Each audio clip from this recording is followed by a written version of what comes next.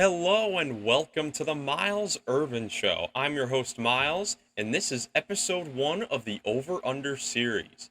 This is a series where we take a look at every team's projected win totals for this upcoming season, and we determine whether we think they're going to win more games or less games. So, getting into these over-unders, something that I found interesting about these over-unders and the history of them over the last few seasons.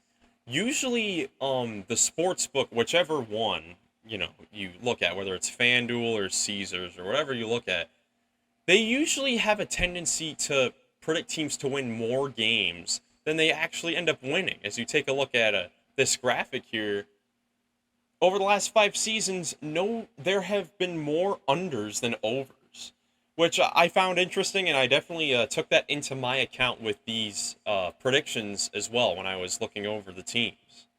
All right, now let's get into the team. So in this episode, we're going to be looking at the Atlantic Division. Now, I went and looked back at my over/under video that I did with Jackson last season, and I actually ended up getting 20 out of the 30 teams correct. Now, for my first time doing it, I don't think it's terrible because there's definitely a real chance where you can go 0 for 30 in those, but I definitely want to improve that, going into this next season. So with the Atlantic Division, here are all the teams and their projected win totals in this division. We've got the Celtics, the Nets, the Knicks, the 76ers, and Raptors. So let's get into it. Let's start off with the Boston Celtics. The Celtics at 54.5 wins. Now, the Celtics, of course, had a big offseason. They made a big move acquiring Kristaps Porzingis from the Washington Wizards, trading Marcus Smart to the Memphis Grizzlies. Now, this Porzingis acquisition has the potential to be extremely big for the Boston Celtics and the whole trajectory of the Eastern Conference. They have a really stacked front court rotation. I mean, you look at all the guys that can play, power forward or center on that team. Just like you look at those top 4 forward players. Obviously, you have Jason Tatum, one of the best players in all of basketball. Now you have Porzingis, who coming off quietly the best season of his career last year with Washington. You've got Al Horford, who even at this late stage of his career, when his defense is maybe not as good as it was even a couple years ago, he was second in the league in three-point percentage at about 45%. And then you got Robert Williams, one of the best shot-blocking bigs in the league. And even in their third rotation of bigs, they've got Luke Cornett, who played decent minutes, the backup center last season, and then even an O'Shea Brissett, if they needed, can play some 4 minutes and spot up from the corner and knock down shots. But looking at the Marcus Smart trade, this is something that, it could also damage their team as well. He was the heart and soul of that Boston Celtics team, just won Defensive Player of the Year, just a couple of seasons ago, the first point guard to win that award since Gary Payton. And he's a huge part of that team, was the starting point guard the last couple seasons. And with this loss, they will rely heavily on the playmaking progression from their 2 stars in Jaylen Brown and Jason Tatum. And, I think they could definitely rise to the occasion. That's definitely the next part of their games that could, flourish or whatever, especially now that, your point guards, I mean, you don't have as many point guards. Besides Brogdon, Malcolm Brogdon winning 6th Man of the Year is still going to come off the bench. And we'll get to see if Derek White can play, real good playmaking point guard minutes. He's always been sort of that off-guard position. He can run a pick and roll if he needs to, but on offense, he's usually there to either do catch-and-shoot threes, which he was sensational at last year compared to the other years with him, whether it was in Boston or San Antonio. And then, other guards, there's Peyton Pritchard, who, after a good rookie season, over the last couple years has been very inconsistent, usually because of his defense, but he's definitely shown some nice moments in the playoffs. They're going to be banking on, rookie Peyton Pritchard returning in order to give them good point guard depth. So, to me, 54.5 wins, it's a tough place for the Celtics to be at. Even though this is I believe, the highest mark in the whole NBA. They think the Celtics will be the best team in the NBA. I know I'm pretty sure that they're favored to win the in-season tournament that's starting off this year. But because of these new moves that they made and how deep their front court is, and how good Jason Tatum is and how good Jaylen Brown is. I feel like because of the playoffs, everyone was talking about his left hand and how he would always lose the ball. But I think we're forgetting about how good of a player Jaylen Brown really is. So to me, the Celtics 54.5 wins, I think they're going to go over that. I think they're going to be one of the best teams in the NBA, if not the best in the Eastern Conference. But something that can be said is the Eastern Conference is so difficult. Like it got so much better this year. Will we see a team win more than like 54, 55 games? Because just a couple years ago, when Miami was the number one seed, they had 53 wins and they were still the one seed. It was very competitive that season. So we'll see what happens with the Celtics. But for me, I've got them on the over. Now let's head over to a team that went through a lot of adversity last season, and that is the Brooklyn Nets. The Brooklyn Nets, of course, we all know, broke it all up at the trade deadline once Kyrie Irving requested a trade from Brooklyn. Then moving on from Kevin Durant and receiving tons of players and draft capital back, and a solid core of players and an okay second half of the season, ending up making the playoffs but getting swept in 4 games to the 76ers at 37.5 wins. Now this is another one that to me is pretty difficult. A lot of people think that the Nets are going to be really bad this year, and personally, I don't see it. Their team now has a full training camp together instead of being, pieced together mid-season. They went 13-15 after all these moves were made. And something that can be said is when you look at this schedule, look at all of the teams that they had to play. I mean, you see a couple losses to the 76ers, couple losses to the Knicks, some losses to the Bucks, some losses to the Cavaliers, losses to the Kings, Nuggets. I mean, they had a very difficult schedule in the second half of the season, and there are even some solid wins. They beat the Heat twice. It's they just had a really tough schedule in the second half of the season, and I feel like with how Mikal Bridges played last season, he's of course poised to be a most improved player candidate this year. We'll see how that goes. Definitely an all-star candidate this year if he keeps playing the way he did last season. But they just have good, solid players all the way around, especially when you look at that starting lineup. Spencer Dinwiddie had a very good season for both the Mavericks and the Nets. Mikal Bridges, of course, just talked about him. He was incredible for the Nets after the trade. Dorian Finney-Smith, a versatile defender that can knock down some threes. Cameron Johnson didn't shoot the ball as well as he did in Phoenix, but I know for sure that he is going to get back up to that little, 40% from three mark, if not even more. And then Nick Claxton's one of the best defensive bigs in the league. So I think that starting five, and then off the bench, I mean, of course, Ben Simmons is a huge question mark. We will see how he plays this year. If he can stay healthy, even if they can get him back to even anything close to his at least all defensive form from at least 3 years ago, I think that would help the Nets a lot, because something with the Nets that could be a problem is the lack of size. I mean, besides Nick Claxton, really not a whole lot of centers on this roster that have experience. You've got Day'Ron Sharpe down there. But other forwards, there's Royce O'Neal, Darius Baisley. I mean, if Ben Simmons is key to this team for me defensively, because only having one center, even though Claxton is very good defensively, when you look at all the other teams in the Eastern Conference specifically that have a ton of depth in their front court, or at least one elite center. I mean, you look, Milwaukee has an elite front court. Boston, we just talked about, has an elite front court. The Sixers have the MVP of the league. The Cavaliers had the best defense in the league, and that was because of their front court. The Knicks have a good front court, and even Miami with Bam, that makes them a decent front court. So, can the Nets hold their own when they have to go against those bigger teams?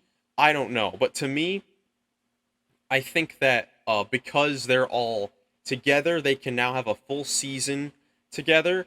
I think that 37.5 wins is still a tough number, but I'm also going over for the Nets It may just be 38 wins. That could count as the over. But I could definitely see them being in play-in contention this season because I don't know what it is about this team. I like the roster. I like the roster, and I like the way that they play. So I've got the Nets on the over.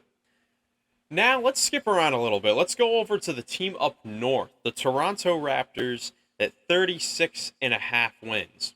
Now, this is a team that I could see going either way because they have, besides the year where they had to play in Tampa, they've always been pretty decent as far as winning regular season games. Now, a big part of that was Fred VanVleet, and Fred VanVleet is gone.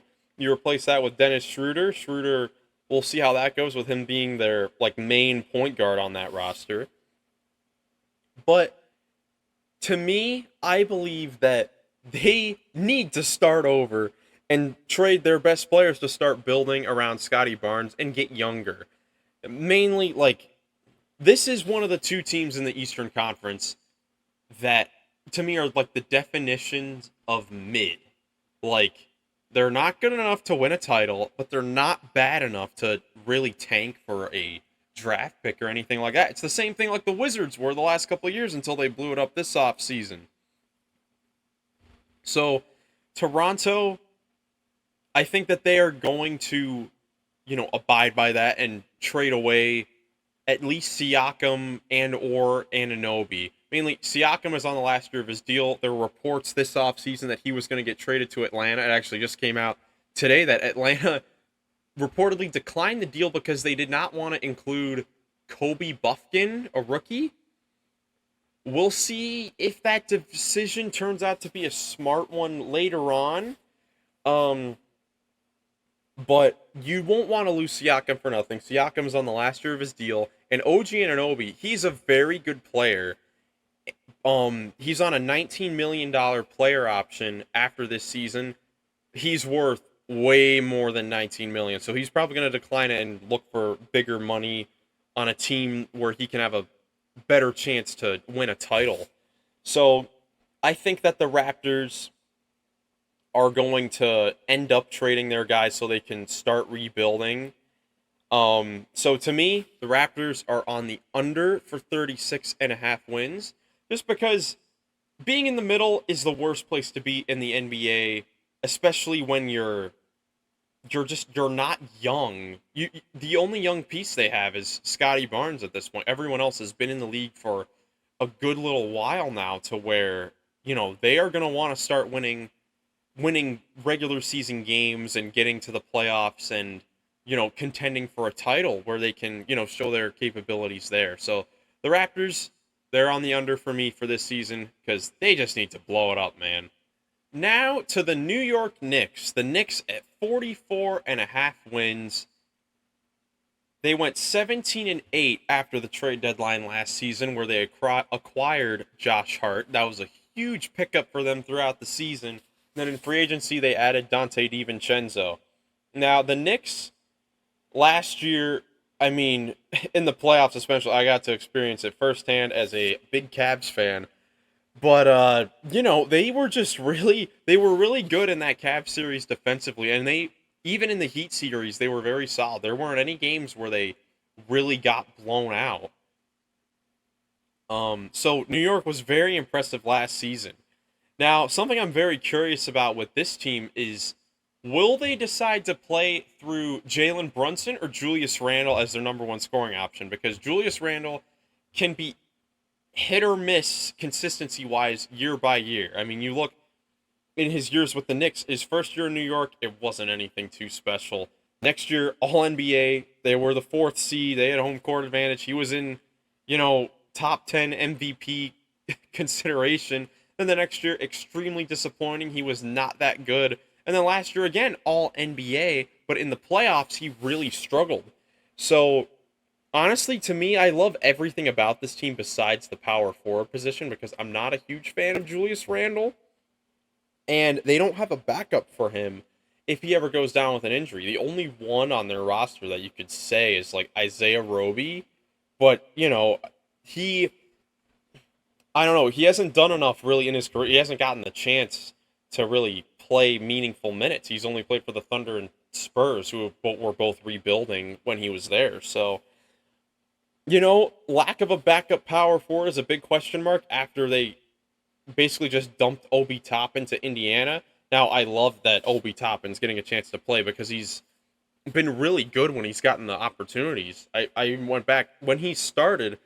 In his 15 games he started in his career, he's averaged 21.6 rebounds and 3 assists on 58, 44, 84 shooting splits. That is next level, play. But he just never got the opportunity because something about Julius Randle is he has been very durable throughout his career. So I'm interested to see who the Knicks will play through as their number one option if they go through Brunson or Randle. I'm interested to see how the power forward position plays out. And, I'm interested to see how RJ Barrett plays. Now, he should be extremely confident after a playoff series win, his performance in the playoffs, and his World Cup performance for Canada this offseason. So I think that the Knicks at 44.5 wins, they should win more games.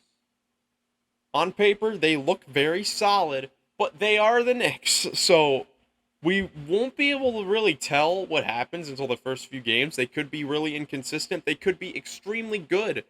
They could jump into one of those top tiers in the Eastern Conference depending on how they play. We'll just see. We'll have to see what happens. It's hard to tell with the Knicks, but to me, I definitely see them going over. I think there's a better chance of them winning 45 games than going under and being in, the late play-in tournament, the 9-10 range. And then finally, we've got the Philadelphia 76ers at 48.5 wins. Now, this offseason was a difficult one for the 76ers. Of course, we all know about the James Harden trade request, how they basically didn't get better at all this offseason. They actually got worse with the losses of key bench players for them with Shake Milton, Jaden McDaniels, and Georges Niang. And really they got Patrick Beverley, Mo Bamba. They signed Danny Green, but they didn't get better. There's no question they got worse. And with this James Harden trade request, I don't think that if they do decide to trade him, which I think that they will, I don't think that they're going to be able to get much in return, especially if it is to his preferred destination being the LA Clippers, because the Sixers are going to want things that will help them win this year. They have the MVP of the league on their team in Joel Embiid. They are still going to want to win. They're not going to want crappy draft picks or young project players from the Clippers. They're going to want good players that can help them win and help complement Joel Embiid. So, the Sixers, I think that they are going to be worse this season. 48.5 wins, while that seems low in and of itself, I think that they're going to go under just because they just got worse. They got worse, and with new head coach Nick Nurse, that could make them better. He's usually a good regular season head coach, with the Raptors and all that. But I think the Sixers are going to be under just because, just all this speculation with James Harden, and they just got a whole lot worse. Hello, everyone. This is Miles coming to you from the future after recording this video. I just got a notification from Woj that Kelly Oubre Jr. is signing with the 76ers. So jumping into that signing for the 76ers, this is something that's very solid for them. If James Harden does eventually get traded, they have someone that they can immediately throw into the shooting guard position for them. And, Kelly Oubre is a guy that was a 20-point per game scorer last year, obviously on a bad team, but he hasn't really gotten the chance to really play for a really good team with title aspirations besides, you could say, the Warriors, but that was when Klay Thompson was out and they didn't even make the playoffs. So Kelly Oubre, this is going to be a chance for him to really show his value on a winning team. This is his first time since, the Wizards went in his, second year in the league when they made it to the second round. But he was just a bench player then. Now he is a legitimate good player, and it's crazy that, it took, over like 2.5 months in order for him to sign his contract, but he's going to the Sixers, and I think that's a good signing for the Sixers.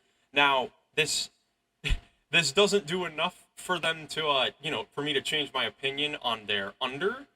I still think that they're going to win less games, but I think that this definitely helps the Sixers. So I just want to come in and pop in before everyone tells me that I forgot about the Kelly Oubre thing. I know.